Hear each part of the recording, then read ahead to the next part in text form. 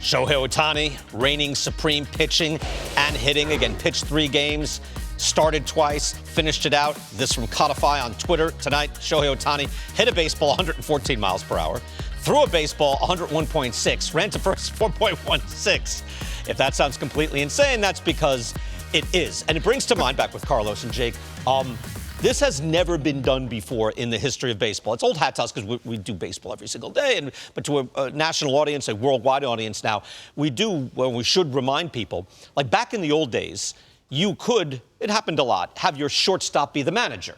That happened a lot. Lou Boudreau did it, right? There's a Leo DeRocher. You be the shortstop and be the manager. It wasn't as sophisticated as it is now. But even with it being so sophisticated, nobody has ever done this, and he's doing it right now. That's what blows my mind. Babe Ruth, week by week, was never a great hitter and pitcher at the same time. He had 2 years where he did a little bit of both, but he was usually great at one, not great at two.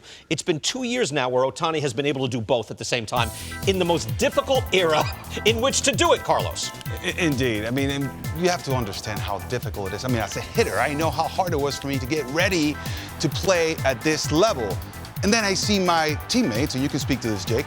You guys, the pitchers, you work so hard to get really good at your craft. He's doing what both of us did every day at the field. He's doing my work at the field every day and his work at the field. and the best player we've ever seen. Just about do it. You know, top tier, top 5 player on both sides of the ball. Truly remarkable. It's elite. Yeah, what do you see then? Give me a breakdown on him. Yeah, because we're going to break down his swing here and the way he goes about it. I mean, he had a great WBC, but let's go watch what he did. I mean, really remarkable because when it was crunch time, he came through.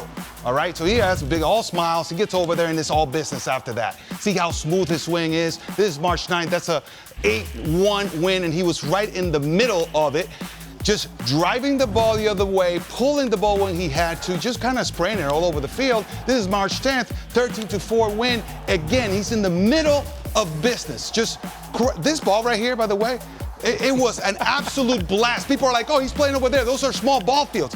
Blagada! That ball was like 480-foot home run. But again, that's not all he does. Look at the finesse. Going the other way with that pitch, line drive. He's able to sit back on off-speed pitches, wait on them, and deliver. This is the final against Mexico. Very clutch. But this is how he does it. This is an RBI single. You see how early he got his foot down? I mean, he's ready early to hit.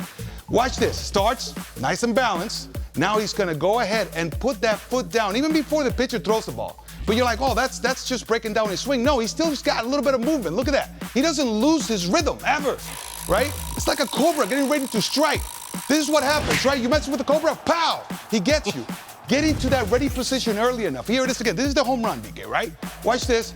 Balance, foot down, but he's not going to stop. He's got the little movement there, still coiling. There's the cobra again. What's going to happen? Rattlesnake, whack. Home run.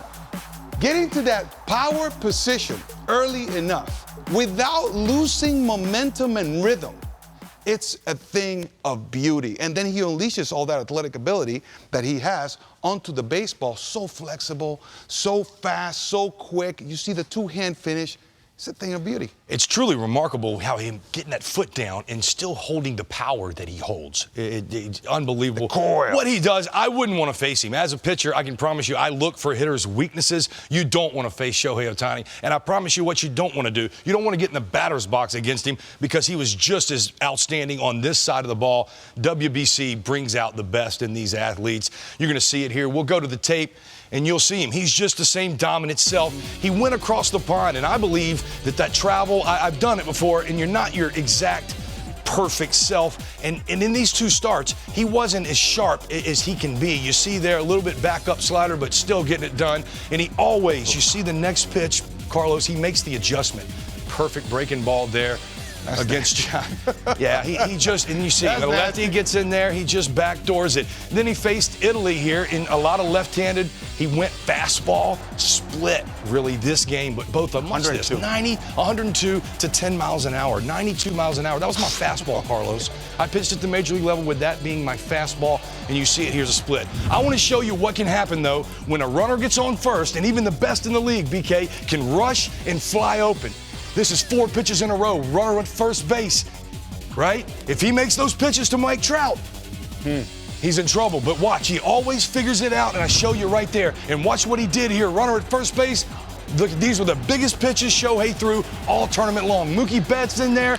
He made 2 perfect pitches out of the stretch when that's not easy to do. And for me, those 2 pitches to Mookie in erasing that runner, taking the go-ahead run away from being at the plate now, allowed him to gather and make these pitches to Mike Trout. And you see here what excites me, 1-0. Get behind 2-1, here's another one.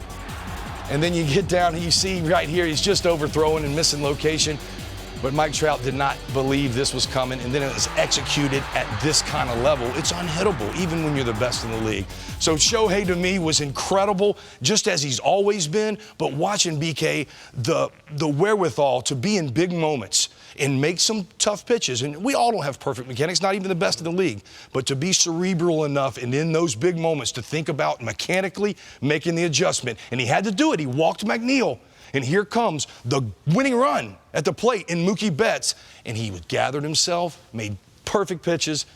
Then you get to face Mike Trout, and he did it enough there. So incredible job, both sides of the ball. You realize it could go a lot of different ways because, right, McNeil works the walk. Everybody's fired up. Betts, Trout coming up He next. makes those pitches he made in that China game out of the stretch. He made 4 in a row. You know, it could have been a different ball game. That's what the best do. They realize the moment, they gather their thoughts and execute. We did a lot on this, too, because when he's at his best, when Ohtani's at his best, Carlos, pitching, he gets a lot of called strikes, meaning he stuns guys. So it's not just he's throwing the fastball that blows you away. When you see Ohtani pitching, how would you approach or attack to try to have success? You know, that's exactly what I wanted to get to, because I wanted to ask, like, where does he go from here? Right? How does he even get better? I think when I look at those at-bats against, that at-bat against Mike Trout was missing underneath the baseball by 6 inches. You know, it's almost as if you're going to hit his fastball, you have to swing above it because it just rides. I know your eyes are telling you swing here, but you have to get ready for more, you know, earlier than you think is reasonable. And you have to swing above the baseball more than you think is reasonable. Your eyes deceive you against a guy like Ohtani. And then when he does that to you, he's going to start throwing that split. When you start trying to swing over the fastball, and that split looks just like the fastball. When you talk about having 3 above-average pitches, and then you have the ability to throw them to both sides of the plate, if he executes with that kind of competitive spirit, it's a long night. All right, then. You said something very, very specific. The split and also paired up with the fastball. That's excellent. As a hitter, being in between is death, right? So I'm going to ask you a hitting question because I love learning from pitchers. What does a hitter need to do, or what does Ohtani need to do to get better as a hitter? And I'll do the same backwards. You know, what do I think he needs to do as a pitcher to get better? Well, as a hitter, he's such a complete hitter, as you showed. What I love is he seems to be game savvy in doing what the game situation calls for. When you have a player that's this talented, it can hit it 900 miles, and he's not all the time trying to do that. He's a great baseball player. And so, to me, facing him it's always game and situation oriented for him. I don't think there's one way. From a pitching standpoint, and if I were a hitter, when somebody's this dominant, you almost have to just get on one pitch. And Adrian Gonzalez was one of these guys. When you face somebody so dominant, he'd go up there and go, Kevin Brown, he's got too many things. I'm going to pick one. And when he throws it for a strike, I'm going to hammer it. And, but again, you're just seeing Mike Trout really almost looked overmatched against Shohei Ohtani. And Mike Trout is the best player we got in the league. When he executes, it's game over. That is absolutely excellent. I would say as a pitcher, then it's pretty much along the same lines. For him to get better, elevate the fastball a little bit more and pair it with that nasty breaking ball. You know, yesterday watching that at bat, I kind of cringed a couple of times when I saw the catcher go low and away. And I'm like, no, elevate the four-seamer. That's going to be tougher for Trout. So I think he could get even better as a pitcher, even though you saw what he did last season and we're like talking about how elite he was pitching. Yeah. Can you believe there's actually room for improvement? If he locates that elevated fastball at the top of the zone and pairs it up with the off-speed and the split and that slider, he becomes virtually unhittable. And you would have to do what you just said, which is pick one. Don't try to cover the entire plate. When we saw him in the mid-season, remember he elevated his game as a pitcher, and I really thought, and we did top 10 right now, and we did pitcher. I thought a brave pick would be right. You can't back it up except from what you're seeing and projecting, but you could say Shohei Ohtani should be the number 1 pitcher in the game. I mean, Corbin Burns was number 1, and there's real competition at the top. But Verlander is getting older, Scherzer's getting older. There was an argument for it. Ohtani was 6th, by the way. But when you see him at his best, you start to think this is about the best guy in the game, pitching. Him at his best, there's nobody any better. When he is at his best, you can take some guys and put them up there in that same category. There's not anybody who has a better fastball, a better slider, and a better split in the game.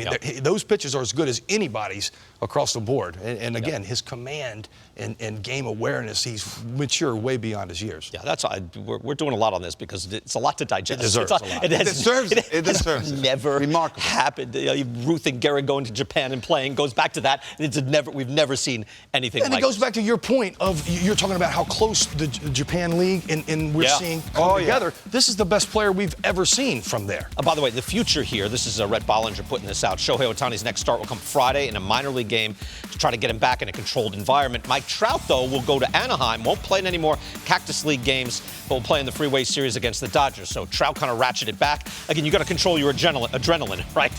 And all these things and get ready for the regular season.